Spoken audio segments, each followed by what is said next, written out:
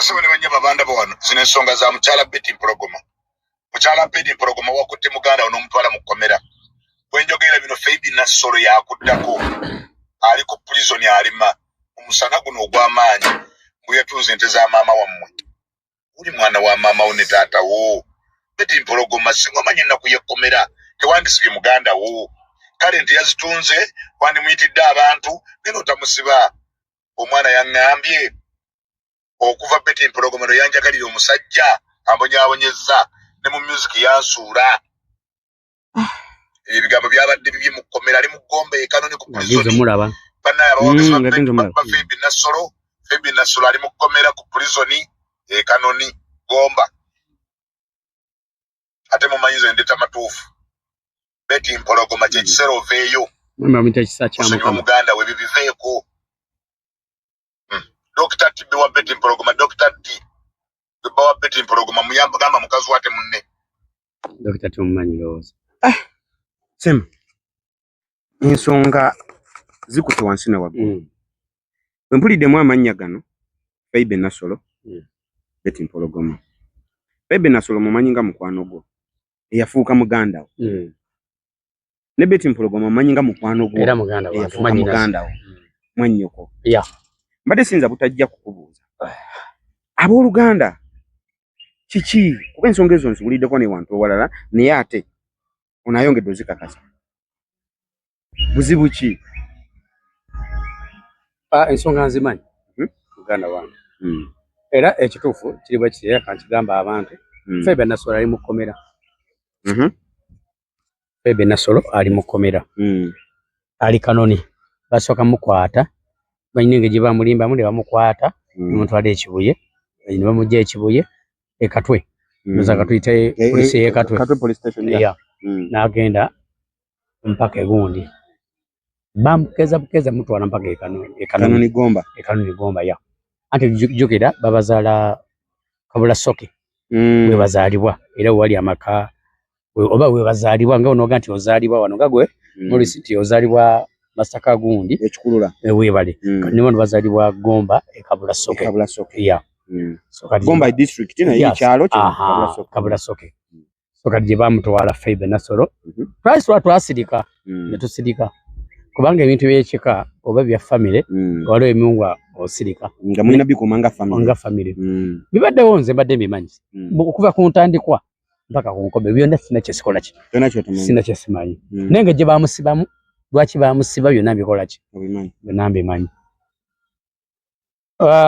Omukulu ono kyayogera ono sebamita gundi kisa kya Mukama yayogedde ebigambo ebyo kituufu Fabi ali mu kkomera. Era encha nakule encha kyasirwa kubiri encha mukomya mu kooti bagenda muleta mu kooti yawa Kanoni kooti ye Kanoni. Yeah. Okay. Ye bagenda muleta Fabi Nassolo.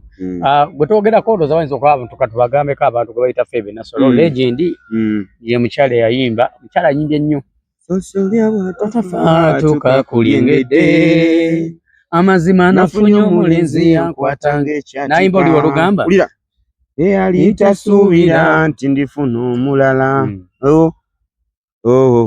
ennaku zikusooka ne zitakuva mabega nayimba oli balugamba kati kwata wano otunule eno abafa bafe laba nyweza wano kuba ndaba tusaanidde kati kwata wano otunule eno abafa bafe kwata wo yali ategeeza wa yali ategeeza wa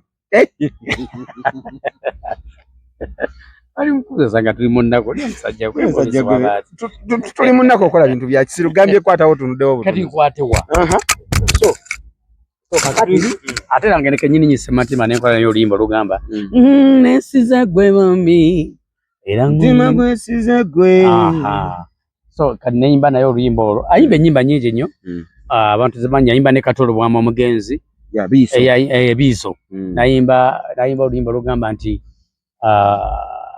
onewadde nnyo onewadde nnyo nsiimye nange nakola bwentyo nayimba olimbo lwala era ne Katolo bwama nayimba olimbo lugamba masopulu kati teba masopulu yentawanya nze Naime masopulu yentawanya masopulu yentawanya yo muno banumanyi so muyimbi mu akabi actually atalumanyi sakinga ku masopul osasinge sosola bya bwatafa osasinge nesizegwe oba osakinge gundi kati kwata wano otunule eno yes bamita Febe Nasolo and okuddamu okuteeza ensonga eno ey'omukulu no byayogedde Febe Nasolo ye mukulu wa Betty Mpologoma Katonda agambye Febe yadda kwani lwakwati kati baluganda ddala maama omu taata omu Febe Nasolo ne Betty Mpologoma maama omu taata omu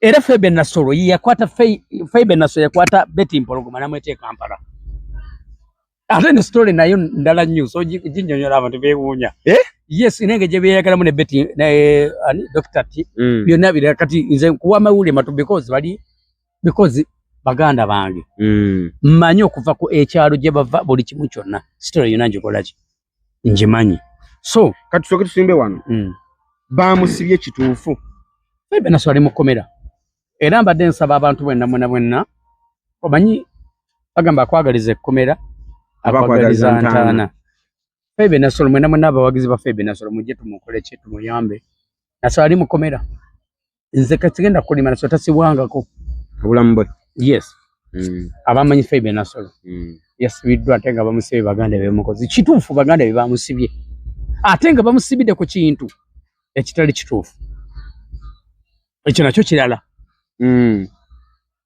okusibanga bakusibidde ensonga nze siga nti mpoleza Febe because so kuchoga bagamba Febe Nasolo Sematemba amawuliriza lwa kusonga yayimba naye ate manager because ndi manager we oba kitaka kingeza ko kugamba naye nga amazima ekituufu amusibidde ebintu ebitali bituufu that's why era bakugamba nti Febe sawa zino Febe ayinza n'okufa nze kikugamba Febe Nasolo akabu kuva ku makya mpaka ku makya mukomera gyali omanyi tewali kintu kibi mu nsi muntu kusibisa kintu kyotaakoze olaba kuwayiriza olaba oli wano gwe wali ofunyeko oni bakuwayirize olaba twalinga baana bato ne bagamba ne bakuwayiriza nti wabbye emmere yabadde yasigadde wagikoze eki nenga kirubuze wagikoze eki bw'okimanyi nti okaba katono nga tebakuteeko tebakubye tebakusibye nene kikuluma ne bagamba wabbe ebinyeebwa mwali senva ezirimu ebinyeebwa naye olwokuba bakumanyi nti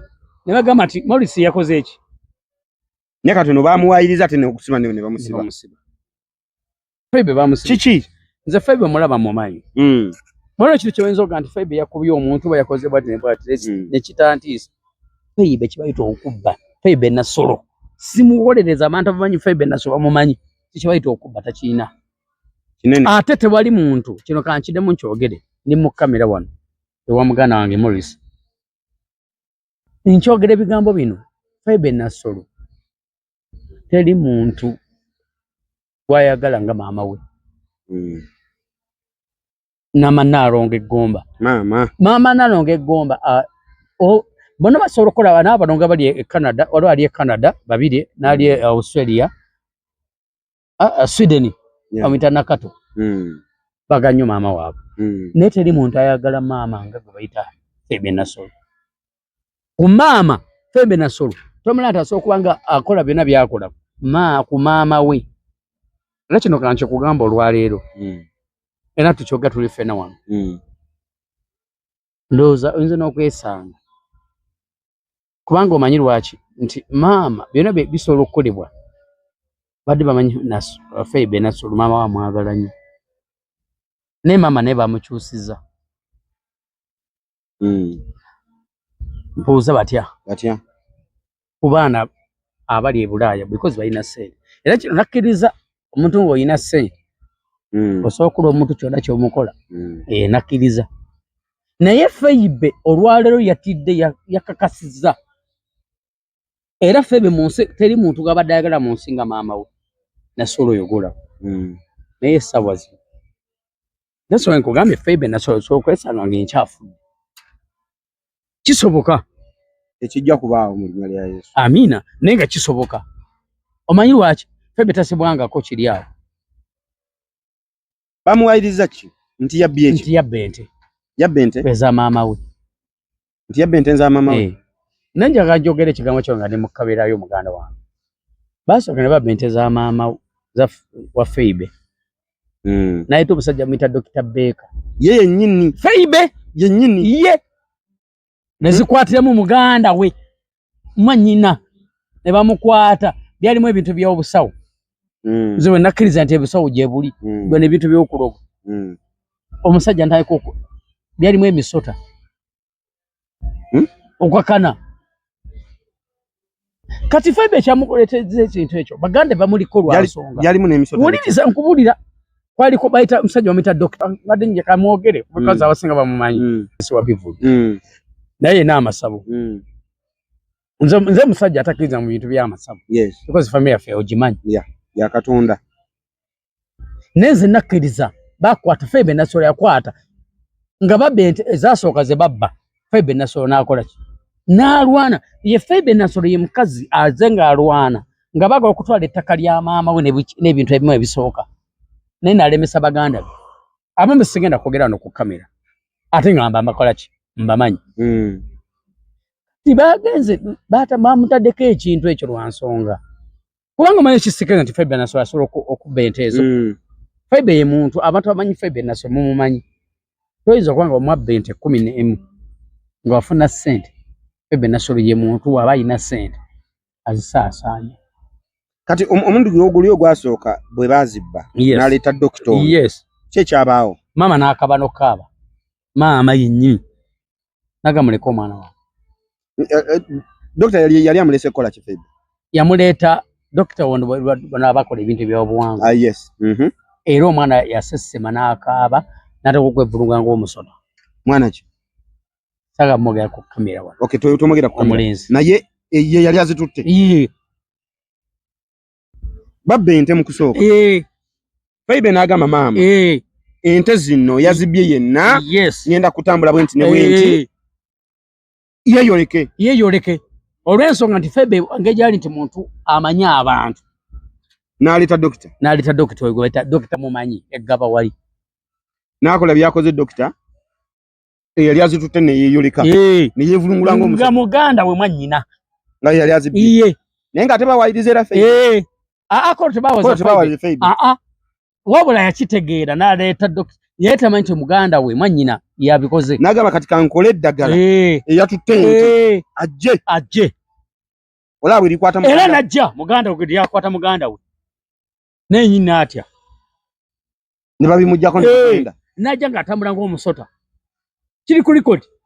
Genda okinoonyereze. Kiri ku record. Kati kule era maama n'akaaba mu kukalo kwangu oli mwana we naga mumuleke. Zali mmeka kolo? Zali 2.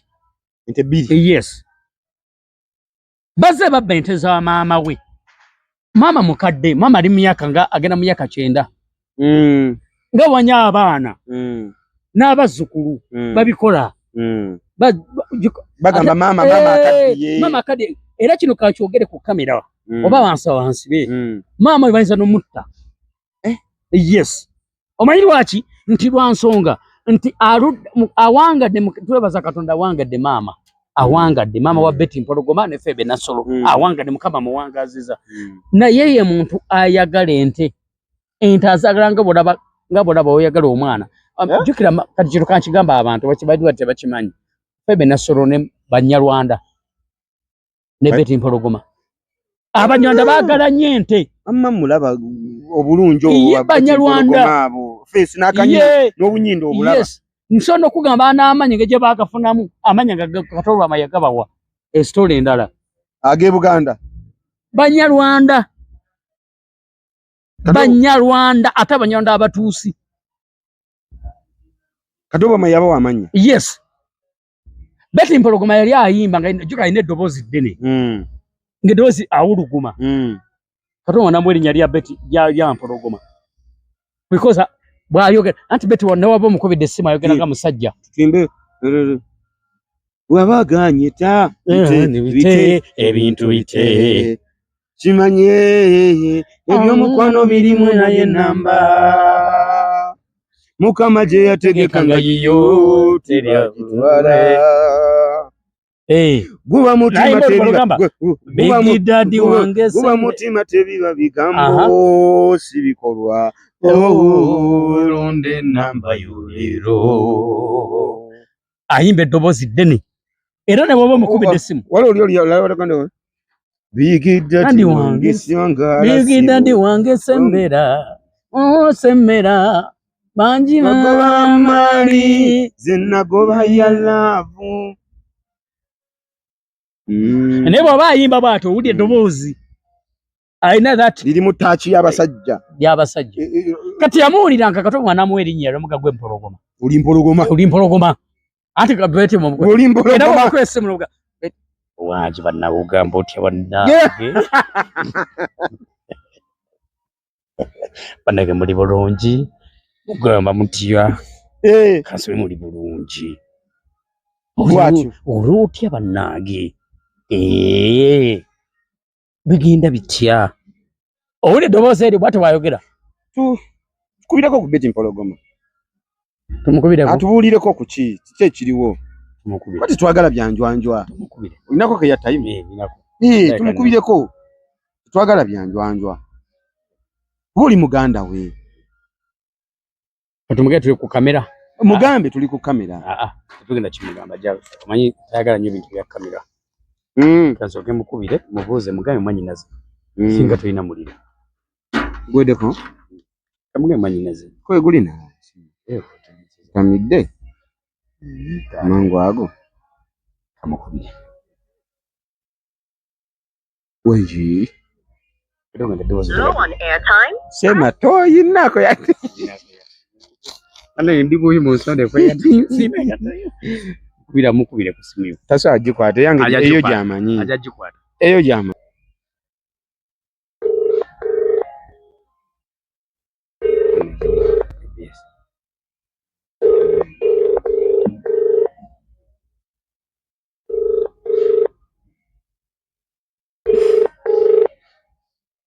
Beti beti kuno kubira ebintu byabo Oluganda naye nga bambi Feibe Nasolo